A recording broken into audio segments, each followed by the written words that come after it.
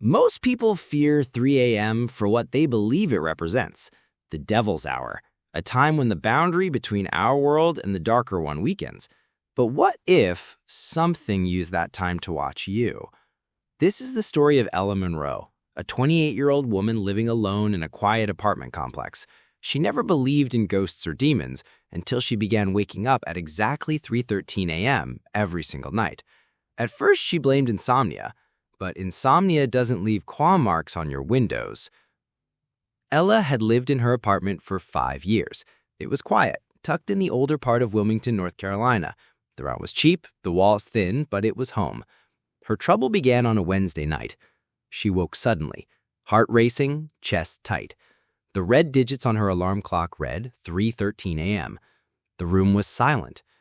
No noise, no dream, just the same sharp pull from sleep. She turned over and went back to sleep. The next night, it happened again. 3:13 a.m. No sound, no dream, just the same sharp pull from sleep. By the fifth night, the fear began, not from what she saw, but what she didn't. The silence was too perfect, as if the night was holding its breath. She began recording herself on her phone, propped up against a stack of books, just to prove it was nothing. She reviewed the footage the next morning. Everything looked normal, until exactly 3:13 a.m. The screen flickered. For 0.2 seconds, the room distorted, her face blurred, as if something stood in front of the camera. Then it returned to normal. She didn't remember moving, but her body had shifted in bed, facing the corner. Ella brushed it off. Probably a glitch. Maybe the air conditioner, anything but what it seemed. But by the end of the week, her body had changed. Dark circles under her eyes, constant unease. Her coworkers said she seemed off. One asked if she'd been crying. She hadn't. Not yet. That Friday, she stayed up to watch the footage live. She made coffee, sat in bed, phone on its tripod. At exactly 3:13 a.m., she felt it before she saw it. Cold. Not air conditioner cold, internal, as if her blood froze for one full second. Her phone screen glitched, and for the briefest moment, the front camera showed not just her reflection, but something behind her. A figure. Tall. Pale. No face. Just long black fingers reaching toward her hair. She turned. Nothing. But on her bed sheet, 5 black lines, like charcoal had been dragged across the fabric. She didn't sleep the next night. Didn't dare. She went to a sleep therapist who diagnosed her with night terrors, suggested meditation, white noise, grounding exercises. She tried them all. None worked. At 3:13 a.m., she always woke, even if she took sleeping pills. The worst part wasn't the figure anymore. It was that she had started to hear it. Not words, not footsteps, but clicks, like a tongue tapping the roof of a mouth. One night she whispered into the darkness, "Who are you?" No answer, but her bedroom lamp clicked on, by itself. She started avoiding her apartment, slept at friends' places, hotels, her mother's house. But no matter where she went, 3:13 a.m., she awoke. Eyes wide, cold, a sense of something watching. Her therapist called it a trauma timer, a psychological imprint. But psychological imprints don't follow you across state lines. At her mother's house, she placed salt at the windows and doors, something she read online. That night, the salt by the bedroom window was gone by morning. In its place was a single black feather, burned at the edges, cold to the touch. Ella began to unravel. She stopped working, didn't return texts. Her apartment smelled of smoke and lavender. Mirrors were covered with sheets. She painted her bedroom red. She said red keeps spirits away. Her neighbor reported strange noises, scraping, whispering, soft humming. Police checked in, found nothing. She insisted she was safe, said she was not alone, but protected, until she wasn't. 2 weeks later, she sent a video to her sister, Mia. In it, she sat on her bed, pale, eyes wide, surrounded by burning sage. "It's not a ghost," she whispered. "It doesn't want to scare me. It's trying to take me. It's showing me things in dreams, places that don't exist here. Clocks without hands, forests made of teeth." The video ended with her whispering, "I think I've been marked." Mia came the next day. Found Ella asleep in bed, surprisingly peaceful. Her body cold, but alive. Clock on the wall? 3:12 a.m. Mia waited. When the clock struck 3:13, Ella's eyes snapped open. But they weren't hers. She smiled, a smile that stretched too far, and whispered in a voice that echoed, "Finally, it's my turn." Mia ran. Ella hasn't been seen since.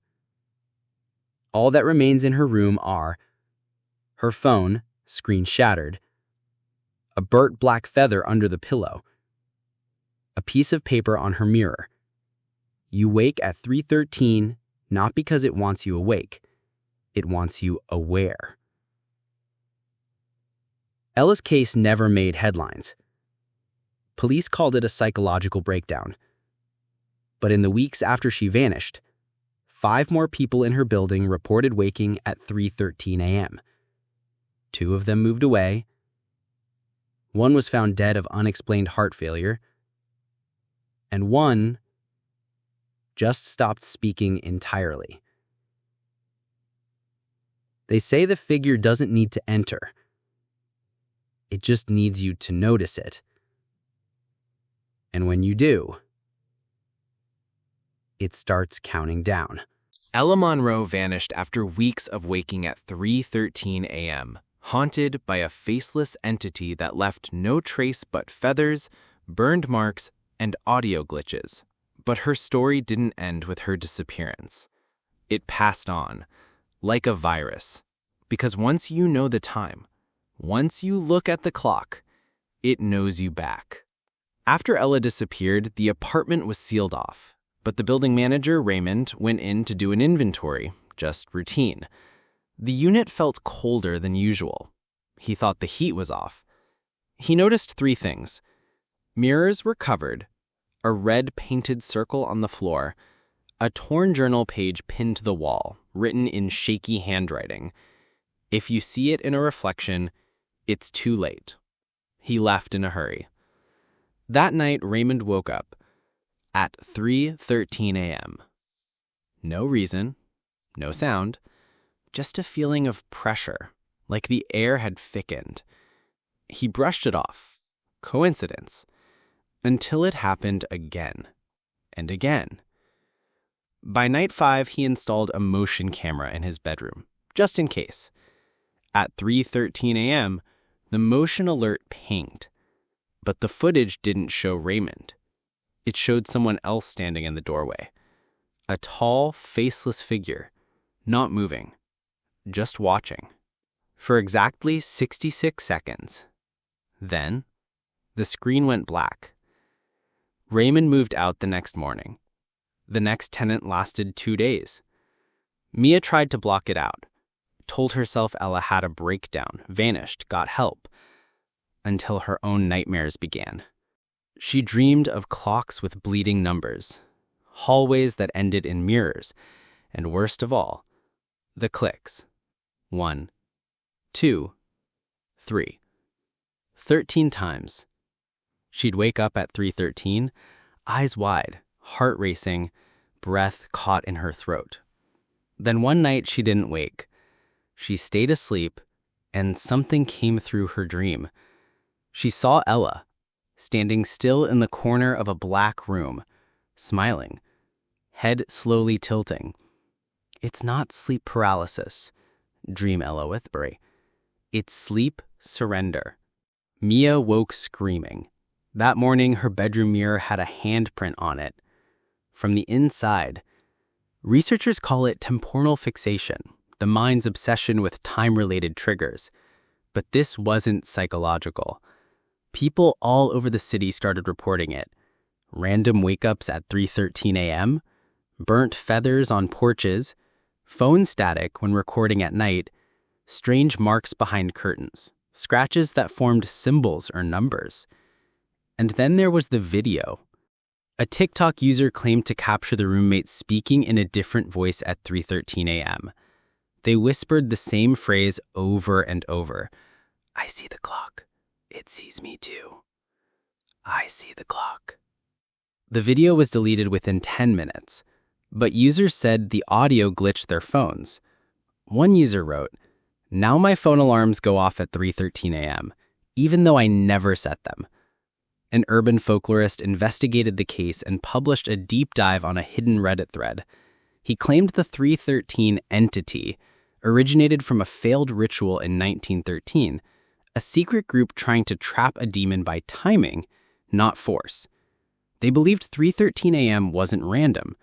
It's the mirror time of 1331 in military time, and 13 is the number of imbalance. They tried to contain something, but they left the window open, and now that window never closes. It moves, follows minds that notice it, those who count it, speak it, or watch it, like you're doing now. One last report came from a high school student named Layla. She posted, "My aunt used to say if you wake at 3:13 a.m. more than 3 nights in a row, you need to tell someone. Otherwise, it starts testing you." No one heard from Layla again, but a final post appeared on her account. No caption, just a blurry photo of her sitting up in bed, eyes open, while a dark shape stood over her, almost blending into the shadow behind the curtain. Tall, faceless, and grinning. Her room light turned on in the next frame. She wasn't in the photo anymore. So what really happens at 3:13 a.m.? It's not a haunting. It's not a spirit. It's a connection, a signal you didn't mean to answer. And once you've noticed the pattern, it becomes your countdown. So tonight, when the clock reads 3:12, and you feel that cold pull from sleep, do not look at the time. Do not check your phone. And for the love of God, do not speak out loud, because if you do, you'll hear the answer in 3 clicks. Some say Ella never left, that her body is just a shell now, trapped between worlds, waiting, not to be rescued, but to replace someone like you.